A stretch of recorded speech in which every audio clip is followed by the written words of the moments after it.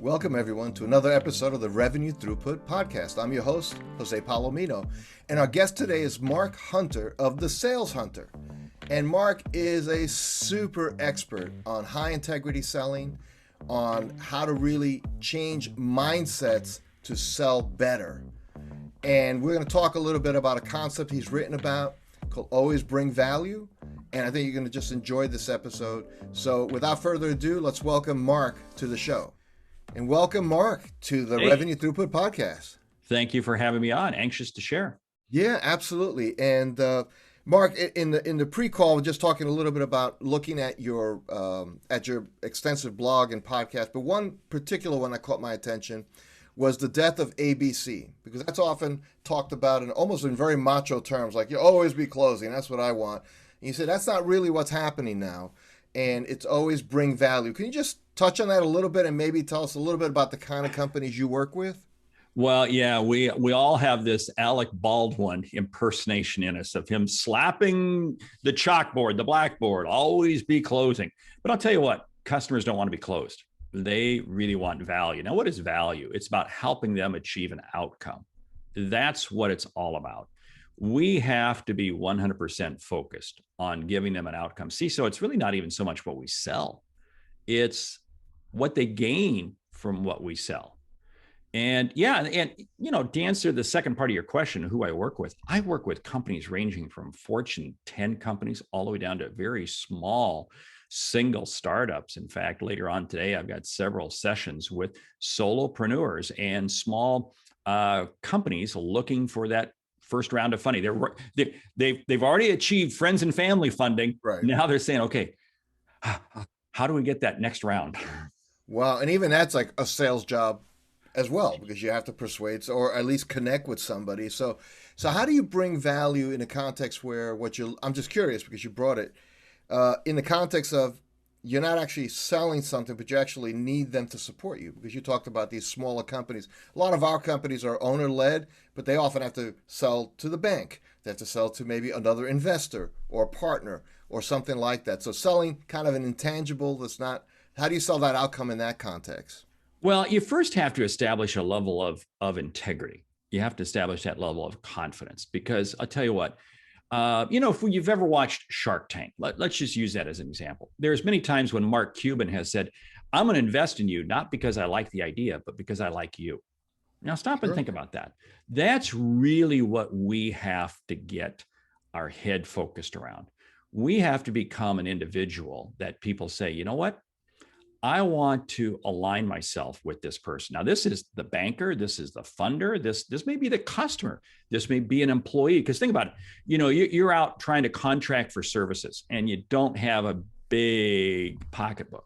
So you got to find people that are attracted to you, that say, you know what, I like this style, I like where this person's going, I want to join that person. So let's take an example, Mark, of a company with, let's say, a small sales team, 4 or 5 people. I've rarely found in my travels working with that owner-led business in B2B, when they have a 4 or 5 person sales team that is particularly well managed for performance. And I cannot imagine that's not a big part where you get brought in and say, can you fix this? Well, actually, later on today, I have a call with the general manager of a company where they have 3 salespeople. Okay. And yeah, so this really hits home, because see, what happens is many times the owner, the general manager, CEO, whatever, a couple of salespeople, okay, I hired a couple of salespeople, I can let it go. They're in charge. And that's the biggest mistake. Sales is such an emotional game. It is so emotional. And your salespeople have to themselves have a complete level of confidence, because in this company, in particular, 2 of the salespeople are shared with me, Mark, I'm not comfortable going out and selling a lot of our services because I don't think we can deliver. Now think about that for a moment. You see, they don't have enough confidence internally to be able to exude that confidence externally. So you, that small business owner, this is what you got to work on. You got to help them see. You got to help them drink the Kool-Aid.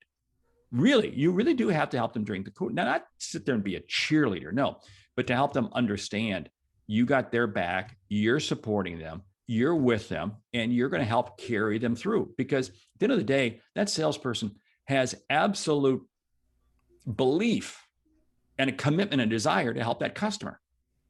And you can't let them down. But what's interesting about that in that particular example you gave, Mark, is I imagine is very typical for the salesperson feeling this, like we're not supported, I can't really go out too aggressively, and maybe sitting in that condition for a long while because they're afraid to bring it up. So partly also I think that owner or leader, general manager, whatever, has to make it possible for them to speak up and not just say, go on, just go get it, and not resolve that the issue you described, which is a lack of confidence in your own offering. So how often do you find, or how do you encourage owners, let's say, or the leader to create an environment so that their salespeople can tell them the truth without it being just complaining for lack of performance? Well, first of all, you have to hire the right people to begin with. This is where so many small companies make a mistake. They underpay their salespeople. They underpay. And I'll tell you what, quality salespeople command serious money. I mean, serious money. And I tell small business owners, this will be the best investment. They all, it's always said, a small business owner, the best investment you make is in your account. I get that. Your second best investment is in your sales team. And you better be ready to invest big money in that. Now, it isn't say, oh, we're going to make them 100% commission. Because guess what? You're going to wind up getting, Yeah. oh man, you're going to get people who are going to come in there and swing for the brass ring. And if they don't get it, they exit. So you have to be able to deliver a base pay, because what's the base pay tell that salesperson? You're committed to me. You're committed to me. And remember, they want a commitment. And then you've got to really sit down with your salesperson or your sales team and help them understand and help them develop. What are your professional goals? What are your professional goals? And what's going to be the strategy you're going to use and we're going to use, because we're going to work together, because everything has to be working together to optimize everything. Because again, you're limited on resources. But Mark, why should I spend all that touchy-feely time to find out what my reps really want? Because, within a year, they're going to be gone anyway. They'll make money if they perform. Well, that's the attitude that too many people have, and that's why they are gone in less than a year. You see, when you hire a salesperson, you are marrying them, and you want that marriage to work out. So you better take your time hiring that right salesperson. And again, I'm going to come back to this whole compensation package. Do they believe in you? This is a real question. At the end of the day, you have to ask yourself, do my people believe in me? And do I believe in them? Because I'll tell you what, when you get a two-way street like that going, and man, everybody's dancing together, it is amazing what the sales team will do. They'll knock themselves out for you. So let's say somebody brings you in, Mark, to help your organization, help us somehow, help us, Obi-Wan Kenobi, you're the only one, right? So they know they're not, they're let's say they have that 3 or 4 or 5 person head count. So that's like close to $1 million of spend on that resource, right? You always want owners to realize that you're making a big investment already. So, and what are some of the things you help owners do without necessarily requiring them to wholesale change the staff? Like what kinds of improvements can you do just with the quality of people they have? Well, yeah, it's one of the things I talk about in my book, A Mind for Sales. Mm-hmm. And it is about having a mind for sales. And you have to be wired as a business owner, as an entrepreneur. You have to be wired on, what's the customer telling us? What's the customer telling us? You can't get so product centric. You can't get so service centric. You always have to be asking your people, what's the customer talking about? What's the customer asking?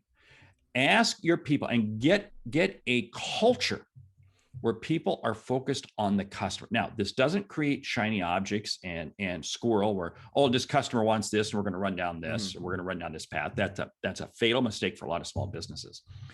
It's understanding who is your ideal customer and staying in that lane and staying very focused. But you've got to be listening. That's why that post, always bring value. I can't bring value to a customer unless I take the time to listen and to ask really good questions. So one thing I've just, again, working with clients across like the base of their strategy marketing and touching on sales from a sales process just to make sure they have one.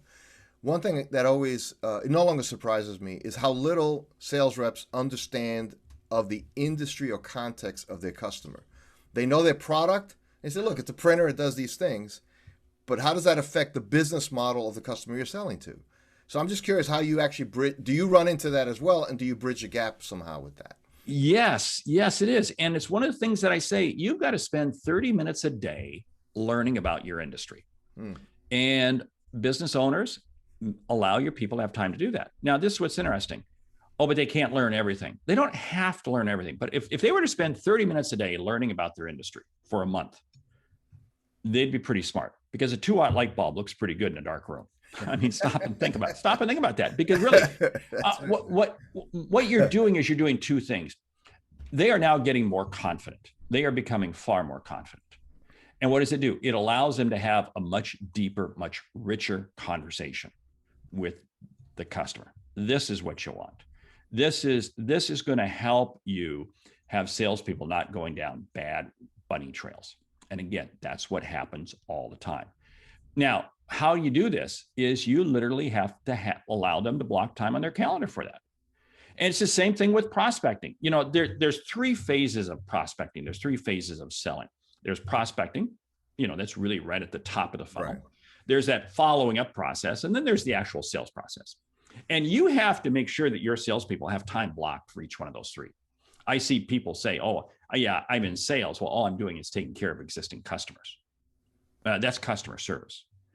As a business owner, you want to be constantly asking your people, what are you doing at the top of the funnel? What's your new lead customer development?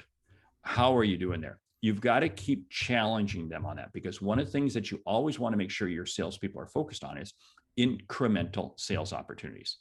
It's not getting sales for business that fell in your lap. It's not getting repeat sales of what you already got. I mean, that's good. That's what you want. Sure. But they've got to go out and create incremental opportunities. And you've got to be asking them, what are you doing to create incremental, and help them? Don't just beat them over the head with it, but hey, maybe we look at this, maybe we do this. Sit down and brainstorm with them over a cup of coffee. Let them feel that you are working with them, not against them. So what's amazing about that, Mark, and thank you for sharing that perspective, is that cup of coffee, that making it human, like telling a guy, listen, I'm here for you, and we're going to help you, and we really want you to do prospecting, so we know that doesn't take place in some other dimension. You need time, and I need to give you that time, because otherwise they'll just say, look, I got so busy with the Apex proposal, I couldn't get to any prospecting in the last 90 days, and that's death on the pipeline. That is death on the pipeline. And this is why you sit there and have to say, okay, I want two hours a day. We're going to have 2 hours a day. And I'm going to make sure I'm not bugging you, that you're just working on top of the funnel, or 3 hours a day, or 1 hour a day, whatever the number is. And you have to make sure that the statements you make, the questions you ask, aren't always about existing customers, aren't always about, because this thing, if all they hear from you is you asking about this customer, this proposal, this thing, what do? That's where they focus. Sure. You see, so you as a business owner have to be asking them questions and talking to them about top of the funnel. If you want top of the funnel behavior, you've got to be talking about top of the funnel behavior. So what's interesting, at the top of the funnel, and we started off with why it's not ABC, it's ABV, right? That's change, and a big part of that change is the buyer's gotten a lot younger. The buyer is much more informed. In fact, by the time you're talking to the buyer, they might know more about your spec sheet than you do, right? So that's not even like a coming change. Would you say that's kind of happened already? That the buyer is that person now? Yes, that has happened. And this is where you have to take a look at what is it that you're selling? Is the outcome I'm creating basically allowing somebody to convert from somebody else? In other words, temporary staffing, we'll say. Temporary staffing is an industry where people know what it is, HR people, and they're probably hiring it every day. They got to get staff every day. So that's a conversion sale. Then there's an education sale, where this is a new service. This is a new outcome, and I got to educate. And see, so the selling time, the selling process is going to be vastly different. And again, you have to be able to understand, where does my service, where does my product fit in the industry I'm selling into? And again, what I'm saying is industry. You got to pick a lane and stay in your lane. Don't think that you can travel down every lane of a highway at the same time. It doesn't work. You pick a lane and you stay there. You either get arrested or you have a bad accident trying to do that. You got it. You got it. Wow. So if you had to think about again, and of course your range is very expansive. You can work with that Fortune 10 company and also that small company. So if we could just visualize that somewhere in the middle tier, right? Again, that 10, $20 million company, small sales team, and so on. Somebody listening right now say, well, that sounds good. Like, yeah, I want that. ABV, not ABC, and so on. What's one thing they could do today? I mean, they can call you, of course, but let's say one thing an owner could do. I'm going to start changing this. What's one action or set of steps they can engage in that would be beneficial to get us maybe leaning into that direction at all? Yeah, it's not the number of leads that you're chasing. It is not. It is not the number of leads. It is the quality of the leads.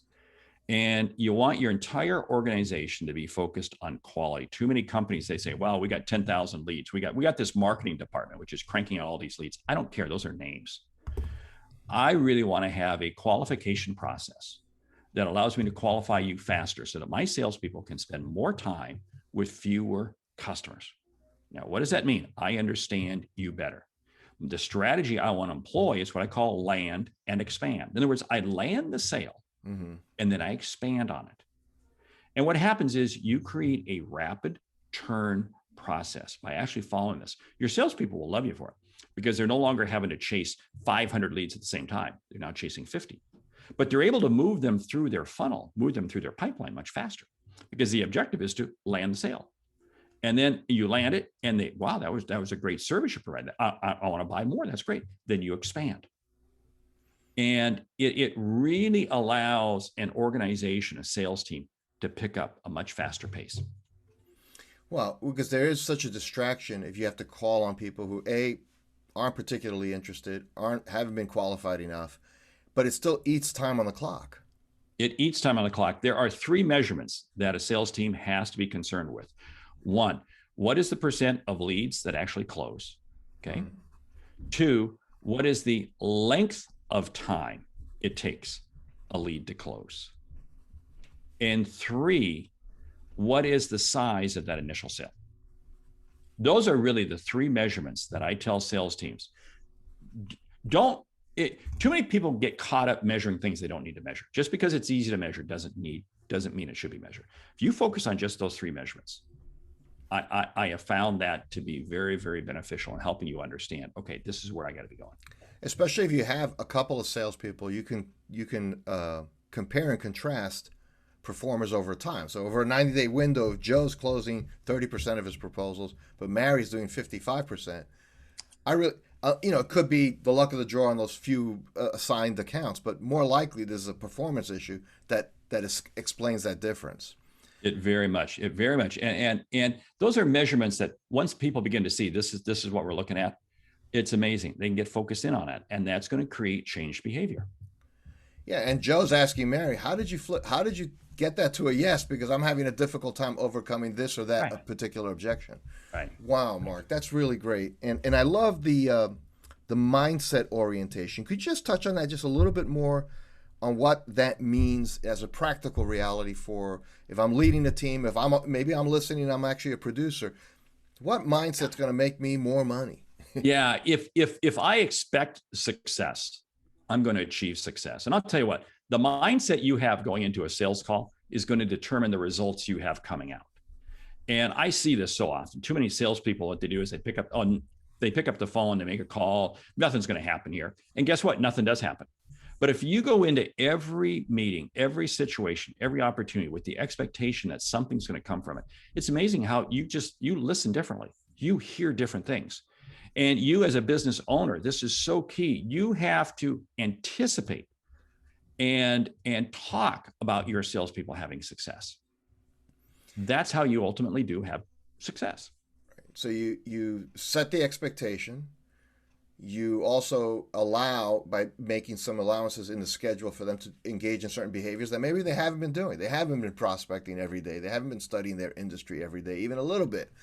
And it's fascinating because you look at, especially like in manufacturing, you have a lot of OEMs that market, let's say, to aerospace giants, but they don't think about the aerospace industry. They just think they're selling a steel flange. So at best, you'll only be the steel flange company. Well, maybe there's other problems you could solve for Grumman if you were selling, just to use the illustration. Right, exactly. Know where you fit in the supply chain. Know where you are. Go downstream and go upstream. Okay. It opens up a tremendous amount of insight, and it's going to change how you sit in front of your customer. That's fantastic advice. And Mark, thanks again for sharing these insights. I know that we're just scratching the surface. If somebody listening to this Revenue Throughput podcast right now, uh, and they wanted to know more about you, what you do, Mark, and how you might be able to help them, where should they go for a resource? Yes, the resource is thesaleshunter.com. Hunter's my real last name. I didn't change it when I got into sales. So it's thesaleshunter.com. There's a lot of resources out there. And of course, I'm all over social media. But I suggest, and of course, the book, A Mind for Sales. A Mind for Sales. I'm assuming that's on Amazon or on your site? That is on Amazon, Barnes and Noble. It's in bookstores. But that book is really, every day, it's only been out a year, but every day I get a message from somebody as to how it's impacted them. Okay, so Mind for Sales. We'll put that in our show notes as well. By the way, you and Usain Bolt, perfectly aligned names. So that's perfect. I love it. Mark, thank you so much. It's really been a pleasure getting to know you and hearing from you these, I think, very powerful insights for our listeners. Thanks again. You bet.